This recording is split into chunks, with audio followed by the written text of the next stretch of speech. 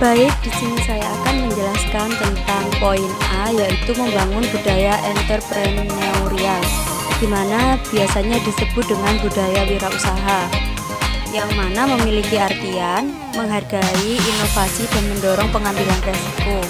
Pemilik bisnis memberikan karyawannya kelonggaran untuk mengambil resiko dan mencoba hal-hal baru dalam berwirausaha.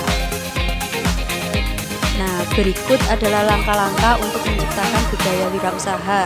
Yang pertama, pengusaha harus merekrut karyawan yang berambisi tinggi, yang mana artinya harus memilih orang-orang yang bersemangat untuk berusaha.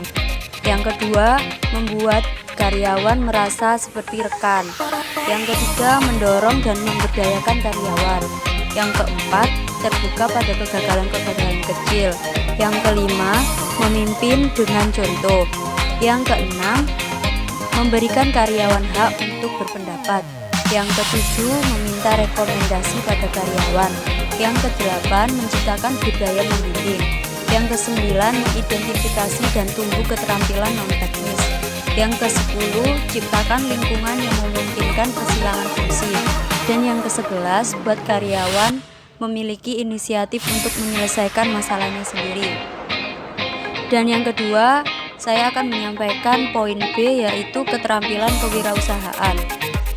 Sukses menjadi seorang pengusaha tentunya menjadi impian hampir setiap orang. Namun sayangnya impian tersebut tidak selamanya dibarengi dengan usaha nyata dari setiap individu, sehingga tidak heran bila banyak di antara kita yang hanya sekedar bermimpi. Oleh karena itu, sebagai pengusaha harus mempunyai keterampilan dalam berwirausaha. Berikut adalah keterampilan dalam kewirausahaan. Yang pertama, pengusaha harus memiliki keterampilan mengatur skala prioritas. Kedua, pengusaha harus memiliki keterampilan manajemen waktu. Yang ketiga, pengusaha harus memiliki pengetahuan yang harus selalu di-upgrade. Yang keempat, pengusaha harus memiliki multitasking. Yang kelima, pengusaha harus memiliki keterampilan berkomunikasi yang baik. Dan yang terakhir, pengusaha harus memiliki keterampilan dalam membangun sistem serta pemasaran yang baik. Baik, untuk poin selanjutnya yakni permasalahan dalam wirausaha. Dalam menjalankan bisnis pastinya ada kalanya mengalami permasalahan yang dihadapi. Berikut ini adalah permasalahan yang dihadapi dalam berwirausaha. Nomor 1, waktu. Waktu adalah suatu masalah yang paling sering dihadapi pengusaha. Banyak pengusaha yang tidak bisa membagi waktunya dengan baik, sehingga menyebabkan masalah bisnis lainnya seperti telat meeting, yang bisa menyebabkan kehilangan klien atau jatuh sakit karena terlalu banyak memikirkan pekerjaan. Untuk itu, seorang pengusaha harus memulai menerapkan manajemen waktu yang baik dengan mencoba membuat jadwal harian sendiri agar semua rencana pada hari itu dapat berjalan dengan baik. Nomor 2, kurang percaya diri. Banyak pengusaha yang kurang percaya diri untuk mengakui bahwa ia memiliki sebuah bisnis. Hal ini biasanya terjadi ketika baru memulai bisnis dan bisnisnya masih kecil ataupun belum berkembang. Karena kurang percaya diri, pengusaha jadi tidak mudah dikenali oleh orang lain. Padahal dengan percaya diri yang tinggi, secara tidak langsung dapat melakukan branding terhadap diri sendiri sebagai pengusaha yang menjual produk atau jasa tertentu. Dengan begitu, produk yang dijual pun secara langsung dapat lebih mudah dikenali oleh orang lain atau konsumen. Yang ketiga, tidak adanya dukungan keluarga. Beberapa orang masih berpikir berbisnis itu bukanlah zona aman dan bisa memberikan kerugian besar. Hal inilah yang membuat banyak keluarga tidak mendukung anggota keluarganya untuk memulai bisnis. Padahal, dukungan keluarga lah yang dapat mendorong seorang pengusaha menjalankan sebuah bisnis.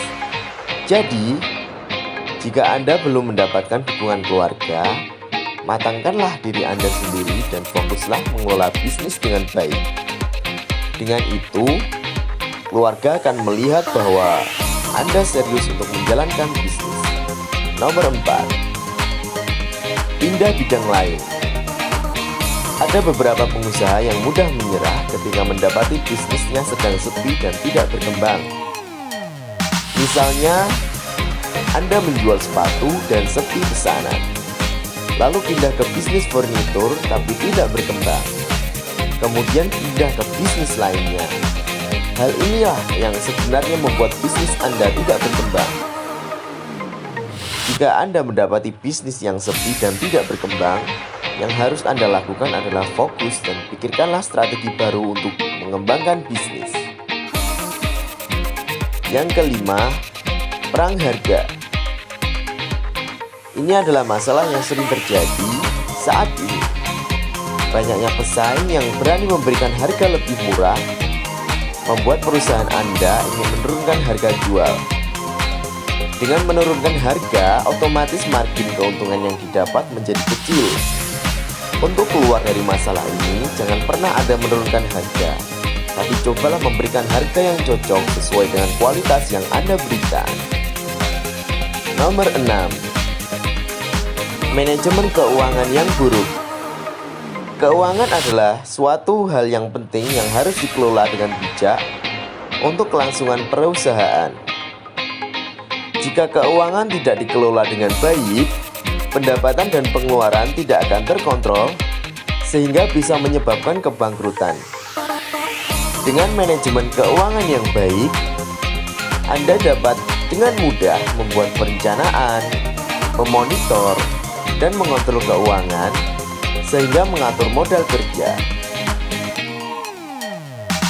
Lanjut ke poin D, upaya mencari atau menemukan masalah. Kegagalan adalah suatu hal yang pasti di dalam setiap usaha, termasuk dalam berwirausaha. Namun, dari kegagalan itulah yang kemudian akan muncul keberhasilan seperti yang telah dicapai oleh orang sukses di luar sana. Untuk mencapai hal yang sama, dalam berusaha harusnya dapat menemukan masalah yang dihadapi.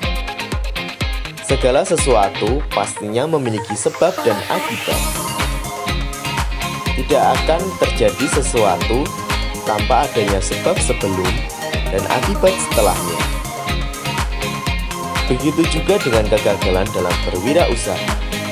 Jadi, salah satu cara mengatasi kegagalan dalam berwirausaha yakni dengan mencari sebab dari kegagalan yang dialami. Dengan begitu, kita akan tahu apakah sebenarnya yang terjadi. Secara umum ada dua sumber yang mengakibatkan kegagalan terjadi. Yang pertama yakni sumber internal. Sumber internal adalah sebab kegagalan yang terjadi karena adanya permasalahan dalam diri sendiri. Bisa berupa manajemen keuangan yang buruk, promosi yang tidak berjalan, ataupun tenaga kerja yang tidak jujur dan tidak disiplin.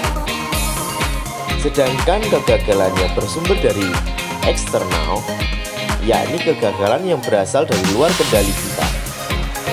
Misalnya persaingan dalam usaha tetangga yang menjadikan usaha kita sepi, ataupun karena harga baku yang semakin mahal. Agar lebih mudah dalam evaluasi, ada baiknya kita membuat list atau daftar apa saja dari sebab dari kegagalan yang kita alami.